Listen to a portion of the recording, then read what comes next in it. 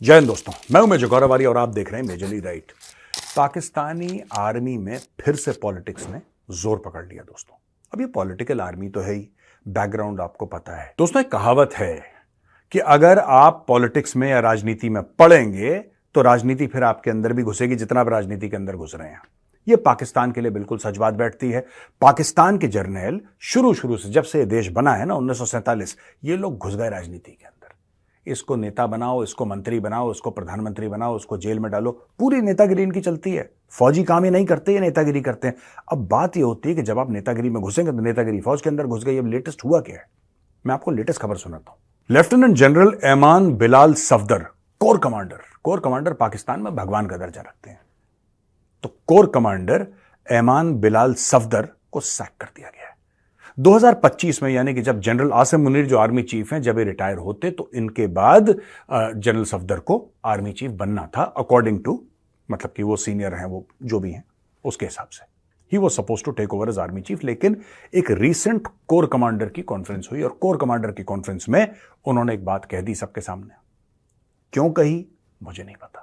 कोई political compulsions रहे होंगे, इमरान खान के फैन रहे होंगे, कुछ प्रेशर रहा होगा परिवार का, लेकिन सबके सामने, आर्मी चीफ के सामने इन्होंने मुंह खोल दिया और बोला कि साहब जो हाल ही में चुनाव हुए हैं पाकिस्तान में, आर्मी ने फिक्स कराए, आईएसआई ने फिक्स कराए। उन्होंने इतनी बड़ी बात पब्लिक में बोल दी। पब्लिक यानी कि कोर कमांडर, वहां पे 20-50 लोग बैठे रहते हैं यार अंदर, उनके पीएसओज बैठे रहते हैं, प्रिंसिपल स्टाफ ऑफिसर्स बैठे रहते हैं, दुनिया भर के लोग, जनरल्स बैठे रहते हैं। सबके सामने खड़ा होकर आर्मी चीफ की ओर देख के ये कहना कि भाई साहब आपने दखलंदाजी करी इलेक्शंस में, आपने चोरी करी इलेक्शंस की। वहां पे बैठे पूरी महफिल को सांप सूंघ गया।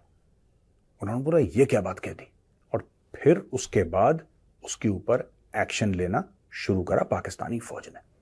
दोस्तों पाकिस्तानी आर्मी जो है वो अपना टर्फ जो है ना, जो उनका एरिया ऑफ इन्फ्लुएंस है, उसको बड़े क्लोजली गार्ड करती है। यहां पे कई सारे लोग कह रहे हैं, पाकिस्तान के कई सारे नेता कह रहे हैं कि आर्मी ने दखलंदाजी करी है, वो एक्सेप्टेबल है। पाकिस्तानी फौज को बुरा तो लग रहा है, लेकिन ठीक है, वो एक लेवल तक ठीक है, कोई बात नहीं, बकवास कर रहा है, भौंक रहा है। वैसे आवाम को इंसान तो समझते नहीं है पाकिस्तान में। लेकिन वन ऑफ देयर ओन, उनमें से एक बंदा कोर कमांडर उठ के बोले कि भाई साहब आपने तो धांधली करी है चुनाव में। अब ये चीज सुन के ना लोग सक पका गए वहां पे। अब देखिए ये क्या कहती है रिपोर्ट। कहती है कि लेफ्टिनेंट जनरल ऐमान बिलाल सफदर ने जो 5 मार्च 2024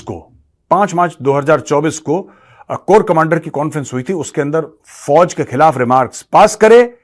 ये 2025 में आर्मी चीफ बनने वाले थे और 2027 में रिटायर हो जाते। और लोगों का यह भी कहना है कि जनरल आसिम मुनीर इसको सल्टा सकते थे, इस मामले को। लेकिन कुछ लोग पाकिस्तान में यह भी कह रहे हैं कि यह आसिम मुनीर के लिए सबसे बड़ा खतरा था। यह बंदा अपनी पॉलिटिकल आइडियोलॉजी की वजह से या कुछ और, राइट, यह भी हो सकता है कि इसने कोर कमांडर की मीटिंग में यह बातें ना कही हो। यह भी हो सकता है। यह हो सकता है कि कोई प्राइवेट कॉन्वर्सेशन हुई हो जिसको रिकॉर्ड कर लियो। यह पाकिस्तान में बड़ा होता है, you will be very surprised. Bathroom के अंदर कैमरा लगाना, बेडरूम के अंदर कैमरा, यह पाकिस्तान की फौज करती है। यह अजीम फौज है, यह जिहाद लड़ेगी, ये गजवा हिंद लड़ेगी, ये करते हैं, कैमरा लगाते हैं। ये लेडीज बाथरूम के अंदर घुस के कैमरा लगाते हैं, फिर लोगों को ब्लैकमेल करते हैं कि देखो तुम्हारे घर की जो औरतें हैं उनका वीडियो हमारे पास। ये काम करती है पाकिस्तानी फौज भाई। आप सोचो, हो सकता है कि ये किसी प्राइवेट पार्टी में किसी से बात कर रहा हो कि यार मैं बड़ा नाखुश हूं, इस फौज में मैंने प्रोफेशनली इतने साल काम करा है और इतने साल काम करने के बाद ये देखने को मिल रहा है कि फौज जो है वो चुनाव में, 2 कौड़ी के चुनाव में ये इंटरफेयर कर रही है। हो सकता है प्रोफेशनल सोल्जर हो, a very rare species of animal to find in the Pakistan army, but हो सकता है, ये भी हो सकता है, सब कुछ हो सकता है भाई। लेकिन आसिम मुनीर को लगा कि मेरे बाद ये बनने वाला है, इसको निपटाओ रास्ते से, और फिर शहबाज शरीफ को बोलो कि देखो यार मेरे आशीर्वाद से तू जिंदा है, अब तू अपने आशीर्वाद से मुझे 3 साल का एक्सटेंशन दे दे। क्यों? क्या ये जनरल बाजवा और इमरान खान से कुछ भी नहीं सीखेंगे? शहबाज शरीफ के पहले कौन था? इमरान खान। आसिम मुनीर के पहले कौन था? General Bajwa. This is the same game being played out in Pakistan. और फिर उसने सेट कर दिया इसको, ठीक है जी। फिर बोला कि जनरल सफदर को बोला कि आप जीएचक्यू रावलपिंडी आएं 4 अप्रैल को और अपने आप को पेश करें। 4 अप्रैल को उनकी पेशी थी रावलपिंडी में, लेकिन उन्होंने 2 अप्रैल को ही अपना इस्तीफा लिख के भेज दिया। उसने बोला कि मैं पेशवेश नहीं होता, भागो यहां से। उसने अपना इस्तीफा 2 अप्रैल को ही लिख के भेज दिया है। और पाकिस्तान आर्मी और प्रेसिडेंट आसिफ अली जरदारी ने उनका जो इस्तीफा है उसको एक्सेप्ट कर लिया है। और इमीडिएटली सफदार जो है, जनरल सफदार, वो सऊदी अरेबिया चले गए उम्मा के लिए। पाकिस्तान में जिसको भगाना होता है उसको कभी हज भेज देते हैं, कभी उम्मा भेज देते हैं, कभी कुछ करने के लिए भेजते। अब पता नहीं क्यों गया है, क्या गया है, मार मूर तो नहीं दिया उसको, नोबडी नोज। अभी फिलहाल मीडिया का यह कहना है कि सऊदी अरेबिया चला गया उम्मा के लिए। और ये कह रहे हैं कि जनरल सफदार है, is the second core commander of the Pakistan army who has been dismissed within the last 1 year. 1-1.5 साल में ये दूसरा कोर कमांडर है। पहला वाला था लेफ्टिनेंट जनरल सलमान फयाज घनी, ये GOC 4 कोर था लाहौर का। आपको याद है जिसके घर से मोर, तीतर, कबूतर, कोरमा सब चोरी हुए थे? याद है आपको? इसके घर के अंदर घुस गए थे, PTI के वर्कर घुस गए थे इसके घर में, और उसने PTI के वर्करों ने इसका कोरमा वोरमा चोरी कर लिया था, पुलाव चोरी कर लिया था घर में, इसका फ्रिज तोड़ ताड़ के ले गए थे और पता नहीं क्या क्या नहीं करा। ये कह रहा था मैं इनको चाय पिलाता, वो पिलाता है, हटो परे। घुस गए PTI वाले अंदर और उसने आने दिया। तो ये पता नहीं यार पाकिस्तानी जनरल्स में क्या दिक्कत है, आई डोंट नो। अब ये दूसरा है, ये जनरल फयाज जो है, ये सफदार, माफ करना, इनका नाम है ऐमान बिलाल सफदार। तो he is the second one after Salman गाजी।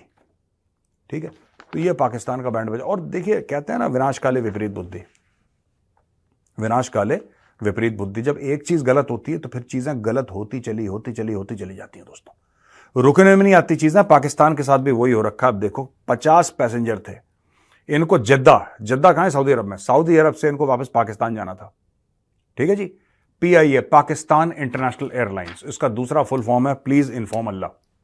क्योंकि इतनी खतरनाक एयरलाइंस है ये, तो कहते हैं बैठने से पहले प्लीज इन्फॉर्म अल्लाह।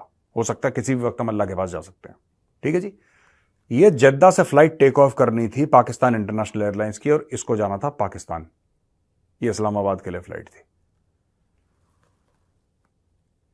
PIA ने पीछे 50 पैसेंजर छोड़ दी। ये तो यार रोडवेज की बस हो गई यार, कि पीछे बंदा भाग रहा है टिकट लेके और रोडवेज की बस आगे आगे चल रही। तो पिक्चरों में हमने देखा था पाकिस्तान इंटरनेशनल एयरलाइंस।